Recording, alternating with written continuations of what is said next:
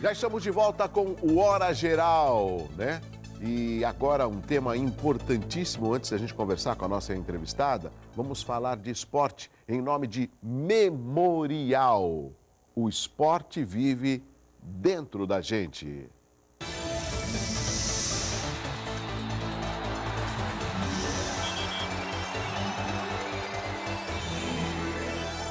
Nesse final de semana acontece o primeiro campeonato de Muay Thai amador na cidade de Santos. O evento terá 14 categorias no masculino e feminino, entre 35 equipes da região.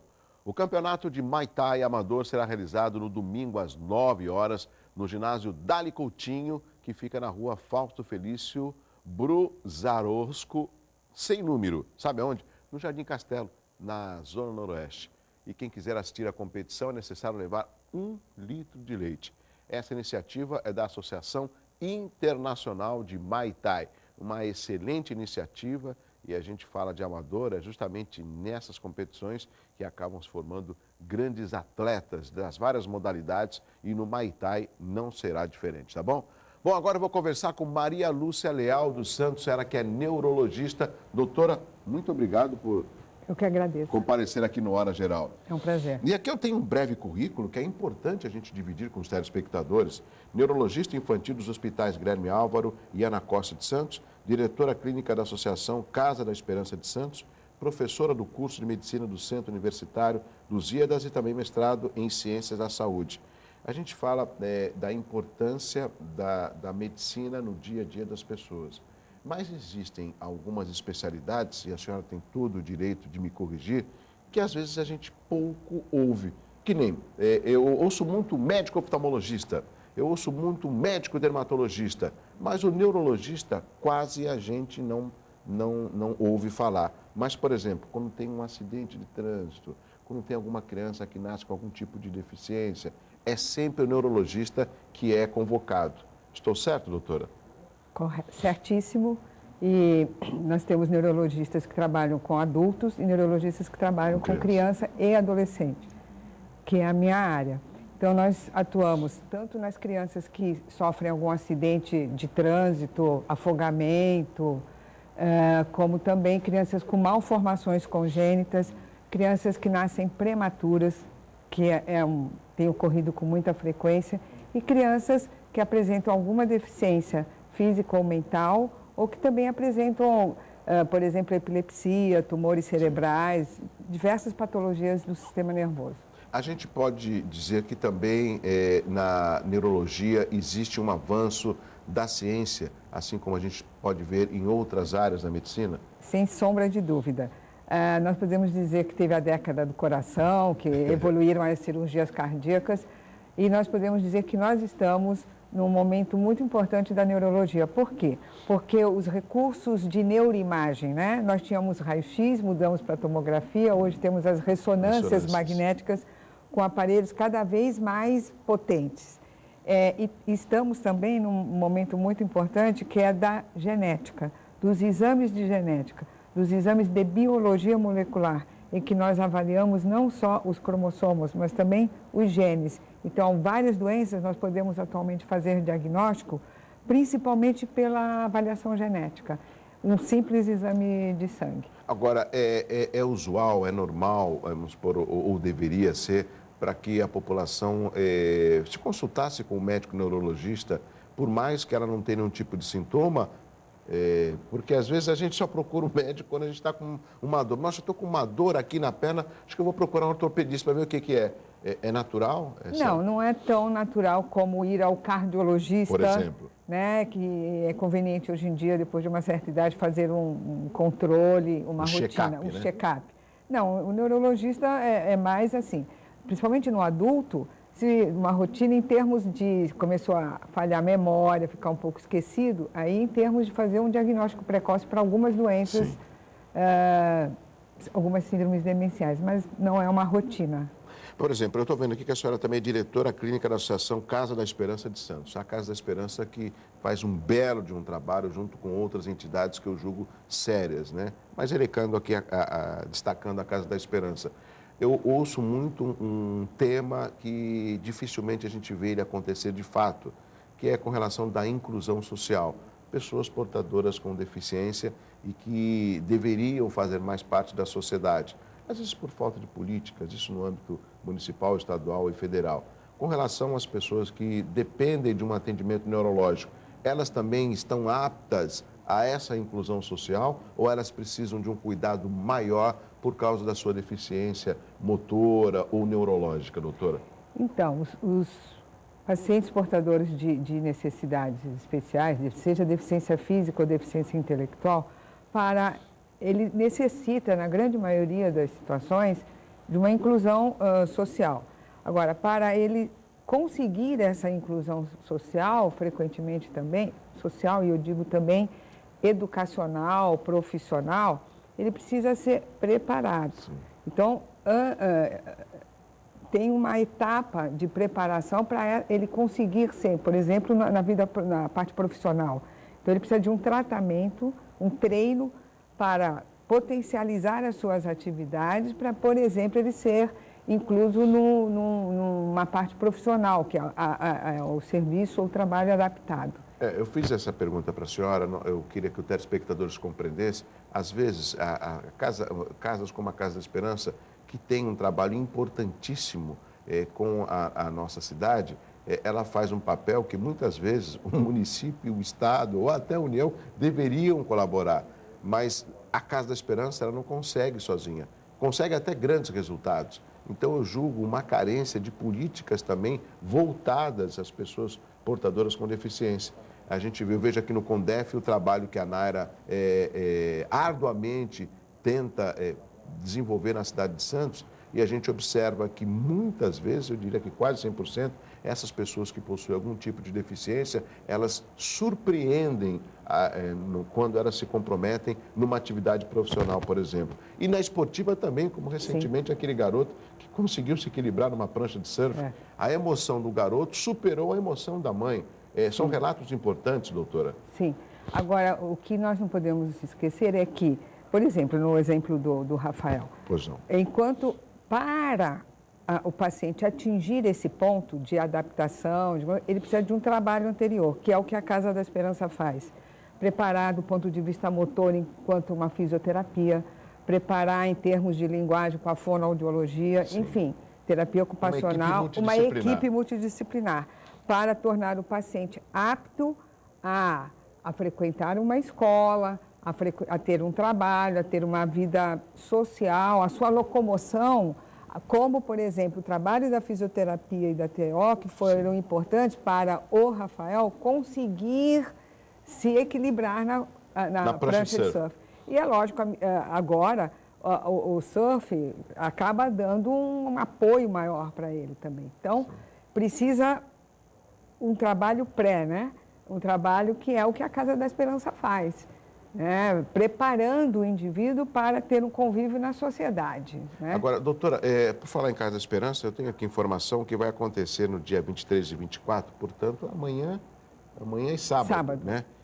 Um simpósio multidisciplinar de reabilitação física e intelectual de criança e adolescente. Qual o intuito desse simpósio?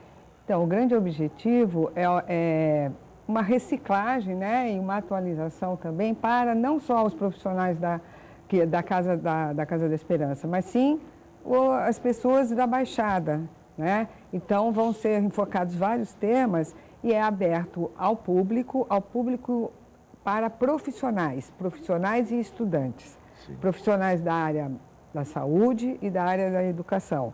Então, o grande objetivo, a diretoria da Casa da Esperança surgiu a ideia de fazer um trabalho, um simpósio em termos de uma atualização, uma reciclagem para as pessoas para os profissionais que trabalham nessa área. Agora, doutora, eu estou vendo aqui esse nome, não sei se eu vou conseguir ler.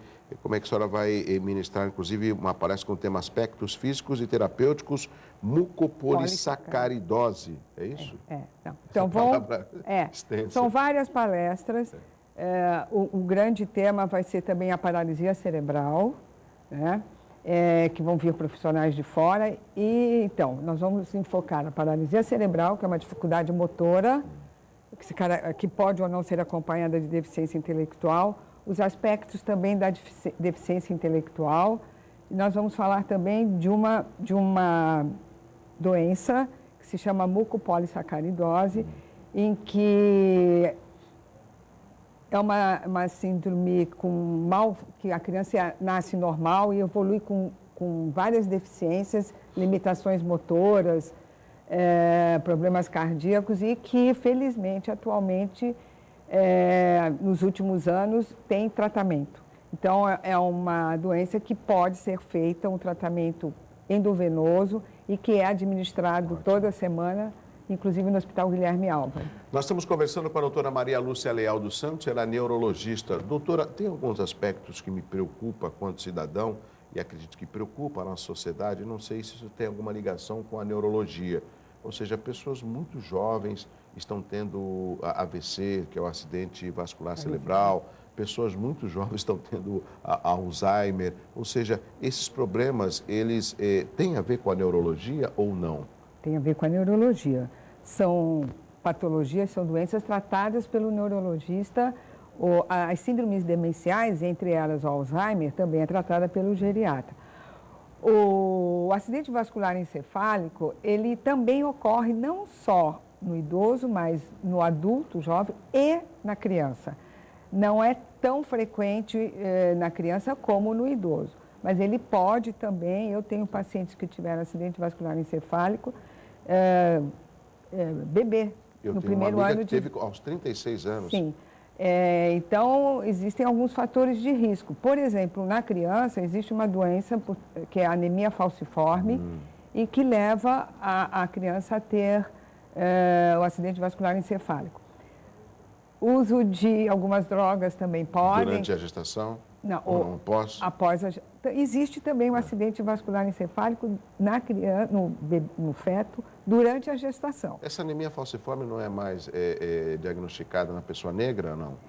Não está mais restrita só à raça negra, a miscigenação é muito grande, né?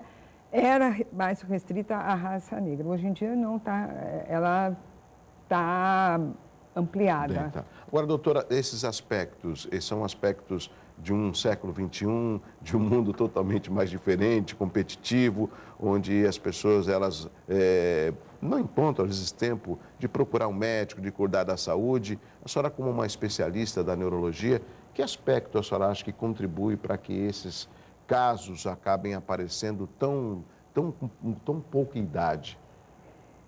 Eu acho que, assim, mudou muito a vida, né? O estresse, a alimentação, os fatores de risco, o tabagismo no jovem, e são fatores que levam a doenças vasculares.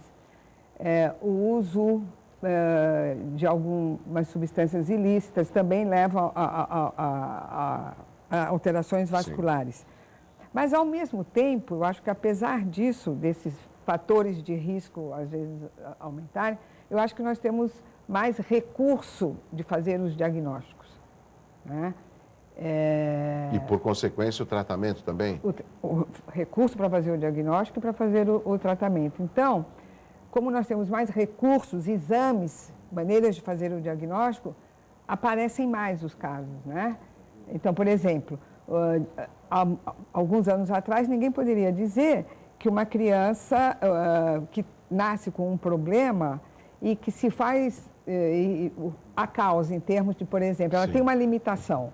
E hoje em dia a gente pode fazer uma ressonância na criança e detectar que durante a gestação a criança o feto teve um acidente vascular encefálico e que tem uma malformação. Nossa. Inclusive existe ressonância fetal, né? Então nós temos muito mais recursos em termos de exames. Então os problemas aparecem mais porque nós também temos mais recursos diagnósticos. Excelente. Bom, nós vamos continuar conversando com a doutora Maria Lúcia Leal dos Santos, ela que é neurologista e, inclusive, tem perguntas pelo 3041-6777. Mas agora eu vou chamar o meu amigo Davi Schmidt, um tema importantíssimo. Davi, eu quero saber sobre segurança. Olá, meu amigo.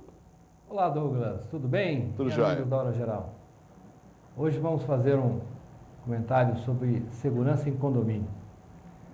Bom, todo mundo sabe que teremos 3 seleções aqui na Baixada. Isso é um número de pessoas muito grande, Isso aí aumenta muito a criminalidade, aumenta o número de pessoas que vai estar circulando na cidade, e aí temos que tomar todos aqueles cuidados, né?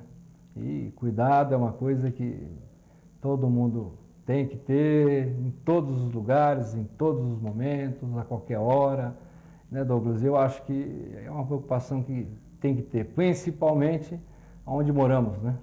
Isso seja em casa, seja em apartamento, e aí condomínio é uma coisa muito séria que o zelador tem que estar atento a todos os detalhes. Festa em condomínio é um problema, né, Douglas? Festa em condomínio, quando você vai fazer, tem que ter alguns cuidados básicos. E o zelador, além de todas as tarefas, né, que segue o meu abraço a todos os zeladores aí, que é um povo trabalhador, mas tem a sua tarefa aí, é árdua, hein? E uma delas é estar ali seguindo à risca todos aqueles detalhezinhos de uma festa. E a festa, uma delas é você estar com aquela lista, né? Lista de presença, que todo morador, não é todo que segue, mas tem que ter ali uma lista de presença de todos os convidados. Esse é um detalhezinho básico também, porque se não tiver isso, Douglas, fica difícil. Fica difícil a segurança, né, ajudar aí a ter a fiscalização na portaria.